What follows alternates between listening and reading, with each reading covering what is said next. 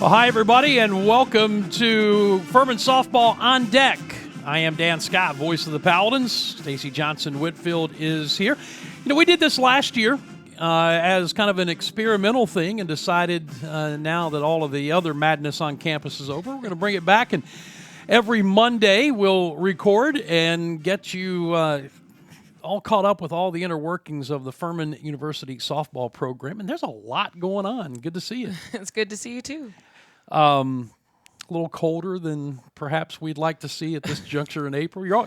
Normally, I mean, your softball coach decked out in shorts and ready to go. You're bundled up this morning. I know. I left my sweatshirt in the car, too, because I was like, God, I'm going to look like I'm wearing a parka right now. But this is not softball weather, and hopefully it will just warm up through the week. It is supposed to. It's supposed to be nice as we move forward. Coming off of a pretty good week, you take nationally ranked Clemson to the post over at their place in a 4-1 loss, and then you got in 2 of the 3 games with UNCG and won both of those in conference. So as we stand right now, the overall record 14-22, but you're 6-2 in league play, and your girls are playing well in the games that matter the most. Mm-hmm. Yeah, that's true. It's funny, and we talk about preseason a lot, and our record, I think, doesn't do us justice, but it's because we challenge ourselves in our preseason. So right before conference play started, we stressed to the team that this is like the beginning of a new season right now, and this is a season that really matters. Like, this is what all the preseason has prepped you for, and I really believe that they took that to heart, and they've been playing really, really well and coming together when we need to, and the tough games prior have made us be able to win and fight in the tough games in season so far. Well, let's talk about tough games. Let's talk about the game at Clemson. 4-1 loss. You had played them here. I actually did that game on ESPN Plus, and I think that was a 10-1 game, right? That went, yes. But it went all 7 innings. 4-1 at their place, and you've actually got the tying run at the plate in the 7th, right? Yes, yeah. We went in. I know with the pitching side of it, we went in. And I told every pitcher. We worked on bullpens and attacking the zone and spinning the pitch through the zone, because usually when you play a Power 5, the zone shrinks a little bit, which we don't have the overpowering speed that like a Kegel has to really attack the zone and not have the ball break. So the bullpens leading to Clemson and UNCG eventually was all about attacking the plate, spinning through the zone, and really making the batters, work. So when we got to Clemson, I told each pitcher, I said, you're all warming up and everybody's getting an inning. And when you go in that inning, you are only supposed to get me 3 outs. So I tried to simplify their mindset into every inning and say, just get me 3 outs. So when they went in, they threw their bullpens before. They tried to attack the batters. Emmy Buzzard was the only one who got another inning because her first inning went so well, and she didn't throw a lot of pitches that I said, okay, I'll give you another 3 outs. But it really, I feel like, prepared them, but also didn't overwhelm them with thinking, hey, I just got to get 3 outs here and then I'm done. Like, my job's over. So, and I think they did a really good job. I mean, only 2 of those innings did Clemson really score any runs. And after that, they didn't score any. So, I think it worked well for us. And I know you well enough to know that there's no moral victory. You go over there expecting to win, but you can still take positives out of a game like that, especially when you're playing a national power. Yeah, and they were throwing a no-hitter into the 7th inning on us. I mean, we hit some really solid balls, but they just never fell. They were right at people. But, in our freshman, Sylvia Burrows, the one who's been playing third right now for us, is the one who broke it up with 2 outs and kind of got a little bit of a rally going. They had to bring in another pitcher, and we ended up scoring a run during those 2 outs. And like you said, we had tying run at the plate eventually in the 7th inning, which you feel like there's a chance. So you see the good in that. Yeah, a puncher's chance, as they say, a chance to deliver a knockout blow. Yeah. So then you come back, and we're going to talk about the logistics of moving the games around in a minute, but let's just the games themselves. You got in 2 of the 3 games with UNCG. The 3rd game was obviously rained out with the quagmire we had going on over the weekend. But UNCG's always picked towards the top of the conference, if not the number 1 team in the conference. And I think you told me Sanford was 1, UNCG was 2 in the preseason poll. And you win both games. You had to go extra innings in one, but you were able to pull out both games. Yeah, like to be honest, they weren't the cleanest of wins or how we got there. Doesn't matter. Doesn't matter. It's a W in the book. But our offense really has come along this year in general. But really, the past couple of weekends and weeks, it's not just one person, and it's everyone. You know, like we have freshmen contributing. Kylie Perry. I mean, she had 2 home runs in the second game. You know, like so we have multiple of hitters contributing. Chrissy Fleming, she's just started in left field the past couple series, and she hits the winning run in. AR, Alex Rose Molinar, fantastic day, and she has hit the ball and gotten on base when we needed her to. But I think that's the key right now is that anybody can do it. Anybody can contribute, you know, so it's really worked well for us with the hitting. Obviously, pitchers, they had the good, but we still have a lot of growth to go there to try to get the team so they don't go into extra innings. But overall, I feel like it was a very good team win, both of them. Well, you'd rather go extra innings and win than go extra innings and lose, or then go 7 innings and lose. So yeah, True. You do what you have to do. So the old pitching coach is turning into an offensive coach. Is that what I'm hearing? No. I mean, I love hitting. I did hit when I played, but you know, I have to give credit to my staff. Amanda Hayes and John Winters have really turned the hitters around this year. They simplified things and made things make sense, and the way they break down a swing, it's been awesome to watch. They have really done wonders with our offense this year. You know, there's so much that goes into hitting, whether we're talking about baseball or softball, and balance, mechanics, getting the bat from here into the zone with the least amount of movement possible.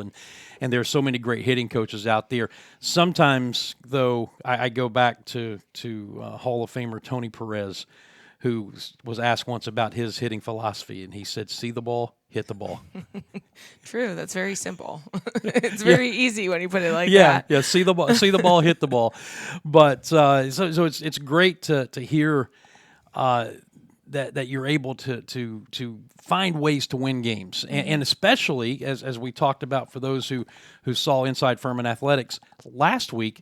You're doing it with 3 starters injured. So you take Clemson to the mat, and you win both games against UNCG, a tremendous conference series victory, and you're down 3 starters. Yeah, I mean, it is quite amazing. But once again, I feel like that's what's so great this year, especially with some of our newcomers, because 2 of the 3 are new to our team this year. 2 of the 3 starters are now new to our team this year. So I feel like it's been great to see them get the confidence they need once you put them in, and feel as if we have a little bit more depth that we can put those players in, and they feel comfortable there. So, but yeah, it's been great to see them kind of flourish in these situations. Any updates on your injured players and when they might be coming back? Anything you can share publicly? Well, Ainsley Yoshizumi, she will be probably the one that comes back within the next week or so.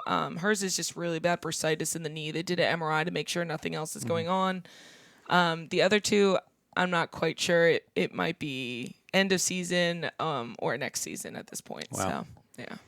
Well, what happens as we talk about oftentimes, and I think we're seeing it now, you never want somebody to get injured, but when that happens, it provides an opportunity for somebody else, and it seems like the girls are taking advantage of that. Oh, yeah, and especially our third baseman, Sylvia. She's a freshman. Chloe has obviously been very good defensively for us for years, so this has given Sylvia the opportunity to get the reps she'll need, because when Chloe does graduate, obviously you're looking for someone to have the reps to take that position over, and Sylvia's been definitely growing the past couple weeks in that position. And Sylvia's bat has been in the lineup from the beginning. Oh, yeah. She's been pretty much our solid DP, and that's one of the reasons I recruited her. She is such a great bat. She is really good at bats. I think she leads our team in walks also, which take away the batting average and give me on-base percentage all day. So she's really had a good eye at the plate. Yeah, but people say that, and I get it, but the higher the batting average, that means that the on base percentage is going to be high too. So Yeah. they do kind of work. That's just a little thing with me, but I'm not so much an analytics guy, but that's the way it works. We're talking Furman Softball On Deck, bringing it back for the remainder of this season. We'll be dropping it every Monday on Furman's social media. Before we look at the week ahead, I referenced a minute ago, we'll get into the logistics of what it takes to move, especially conference games, on a conference weekend when you're playing multiple games. The series with UNCG was scheduled for Friday, Saturday initially because of Easter Sunday weekend. And the long-range forecast obviously told us we were going to have arc-type arc-type rain. Yeah, exactly. So some scrambling had to be done. And it's not just as simple as calling UNCG and saying, hey, we're going to move this up. There's a lot more that goes into it. So from your perspective, kind of walk us through how that happens and the number of people that are involved in that decision. Well, I mean, the conversation started happening, I think, on Monday to move the game. We saw the weather, and obviously you don't want to predict too far in the future, but then it is a conference series, and it's an important one. So me and Janelle, the head coach for UNCG, were talking Monday because she had conversations with her SWA and her ops people, and she was like, we need to get these games in. We don't want it to come down to percentage at the end of the conference season. What are you thinking about? Because obviously pushing it back was just going to push us into more rain and then the Easter holiday. So she was like, what about moving it up? So I said, okay, well, I have to make phone calls. So from there, I call our ops person, our SWA, and I talk to them and say, what do you think about possibly moving the games to Thursday and trying to do doubleheader? And then if we get a chance to get a game in Friday, we'll get a game in Friday. So from there, they have to talk to Todd Duke, who is in charge of the facilities and operations of everything else, and he had to say if it was okay or not to have the field crew get the field ready for Thursday. Also, to make sure that we would have people to work the game, because Furman, I guess you say, like, contracts out workers for the games when we do scoreboard and all that kind of stuff. So we are also then talking about what time we can start the games. So as much as we would have loved to move them up in the day and do 3 and 5, we were not able to start until 4 and 6 because of the people that we had that have day jobs and then they come work Furman's games.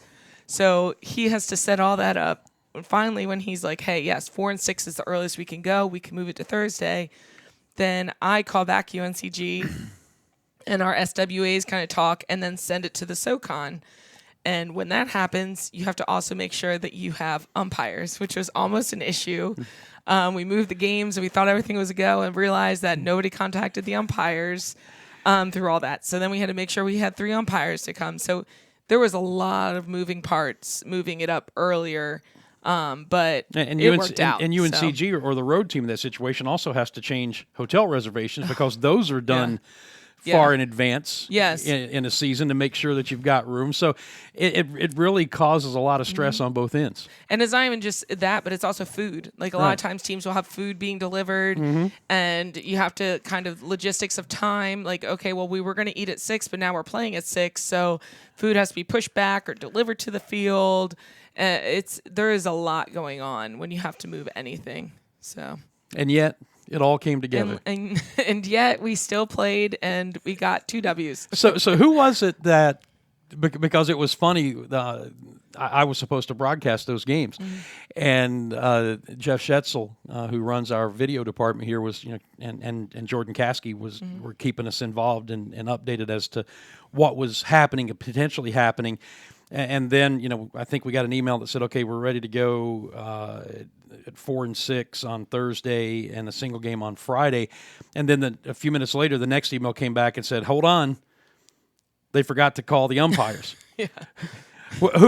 Who realized at some juncture that we need to call the umpires? Well, I think that, and my understanding is that, like, I talked to Josh, our ops person, and he said that when they SWA's talked to the SoCon, the SoCon okayed it. They figured SoCon would call the umpires and be like, hey, we're moving these games. That never happened. So Josh was the one that was like, hold on. I just found out that nobody told the umpires because he called our head of our umpires and was like, hey, we're moving the times to 4 and 6. It's not 3 and 5. And he's like, I have no idea what you're talking about. So it was very stressful. We were at practice and I got the phone call and he was like, we're working on it now. And I would get an update. We got 1, we got 2. Okay, we got 3, we're good. So it's funny. It's like this in any situation, but the more people you get involved in the chain of communication, the line of communication, the more chances you have for a breakdown. Oh, yes. Oh, yes. That's why I was like, I just sent it out to my SWA and Josh, and I was like, you guys deal with it. And they kept coming back to me. I was like, oh, gosh, this is stressful. Is that one of the things that you had to learn when you took this job as a head coach? That I'm not just going to be coaching softball. Yeah, no. I mean, and you said like the line of command, like who you're supposed to call in what situation, who has to make sure knows what. All those things have to happen, and it definitely is a process to learn. Yeah, who has the red phone sitting on their desk? That Yeah, got to make that telephone call. I just thought it would be interesting for our fans to kind of get a little bit of insight into that, because it's something that started, as Stacey said, days ahead of time, looking at the extended forecast, and you begin to see that this is one that the weather forecasters probably aren't going to mess up. Yeah. It looks like this is going to happen, so you've got to start working on that ahead of time. And there are just so many pieces that fall into place. And the thing that I think that you don't think about if you're just the general fan, yeah, both teams have to be there, umpires have to be there. But as you said, it's the people who work the games that probably fans don't think about, the scoreboard operator, the official scorer, the announcer, all of the other things that get involved in it, and then you have to, from a broadcast standpoint, you have to submit the change to ESPN, but that's really just a matter of saying, hey, we're going to play here instead of here. But there's just a lot more that goes into it than I think people would think. Yeah, and on top of it, you're trying to play Clemson, number 4 in the country, on Wednesday. So you're trying to do all this on Monday, Tuesday, prepare for Wednesday, and then play right back after on Thursday. So. Yeah, and then, oh, by the way, these are conference games that will matter for seeding and everything. But you got 2 of them in, and obviously made the decision early on Friday that it just wasn't going to work to try to get the 3rd game in. Yeah, no, Friday I came in the office a little before 9, and so did Todd, our facilities guy. But he came in, and we were sitting there, and it was already soaked. And as you look through the day, there wasn't at that time supposed to be any break. So we just figured, and I know, once again, UNCG has to check out at 11:30. So if we postpone it and see if we can get it on, then you have to find somewhere for them to stay. Like indoor or in the volleyball or a locker room, just because they have nowhere to stay but on a bus if you wait until after they check out. So, but yeah, the weather was just horrible, and we didn't see a real break in sight, which it was soaked the entire day anyway. So was the conversation with UNCG ahead of time, let's do what we can to get at least 2 of these 3 games in? Yes. That was the goal for Thursday. Like, if we at least get 2 games in, that's better than none or better than 1. So that's why we figured if we move the 2 to Thursday, and we're lucky if we get Fridays in. There you go. Furman Softball on Deck with Stacey Johnson-Whitfield. As we get into wrap-up mode here, let's look at what's coming up this week, where we believe the weather's going to be better. Yeah. Not going to be a possible flood of biblical proportions. You're on the road Wednesday at the College of Charleston for a doubleheader, and then come back here Saturday and Sunday for a conference series with Mercer. Let's talk about going to Charleston first on Wednesday. I mean, we're going to Charleston. College of Charleston always seems to give us a really good game. We're just kind of looking to tweak some things, make sure that we stay consistent with our hitting and our defense, give pitchers some innings. Again, it most likely will be split up a little bit just to kind of, once again, I like to use these midweek games as like extensions of their bullpens throughout the week. So try to see what works, what's the best combination, who works well off of who. So we'll do that on Wednesday. So hopefully we come out with a win or 2, and we'll be ready for a weekend, I guess. And then you've got Mercer coming here, doubleheader Saturday, single game Sunday. And Mercer is a good ball club this year. Once again, I feel like there was a lot of teams within the SoCon who played pretty tough preseasons. Mercer's one of them. So you can't necessarily look at the overall record and go, they're going to be easy. They're not. They have a couple of really good new players. They got a new coach the same kind of year that I came in, so she's kind of doing some things and moving things around. They have a freshman who can hit the ball. I think she's actually maybe right behind our freshman with home runs for the SoCon and leading. So, and they've got some new pitchers. So once again, one game at a time, one inning at a time. But we can come out with a series win over Mercer this year. That would be big for us. Well, conference is what it's all about, right? Getting yourself in a good seed position for the SoCon tournament. Where is the tournament this year, by the way? It's at Chat. Okay. Which is going to be interesting because, UTC's field is not owned by UTC. It's owned by the city of Chattanooga. So they are redoing the field, and they're completely turfing it. So by the time, I think right now Chat is not even playing on that field. They're playing on a field next to it that's a different field. But so by the time everybody gets to tournament, we're all playing on a brand new field, basically. So it'll be very interesting. Something to watch, something to talk about. Good stuff. Looking forward to doing this on Mondays for the remainder of the season and seeing how things go. But let's continue to play well. Yeah, right? That's my hope. Keep hitting the ball. Keep hitting the ball. This has been Furman Softball on Deck. Hope you have enjoyed our get-together, and again, look forward to doing this on Mondays for the remainder of the season. We'll be back again with another one. Just a reminder that the softball team back here on campus on Saturday for a doubleheader with Mercer, and then close out the series on Sunday. Your chance to come out to Pepsi Stadium and watch some high-quality Division I softball. That'll do it for us for this week. For Stacey, Johnson-Whitfield, I'm Dan Scott, saying God bless you, and so long, everybody.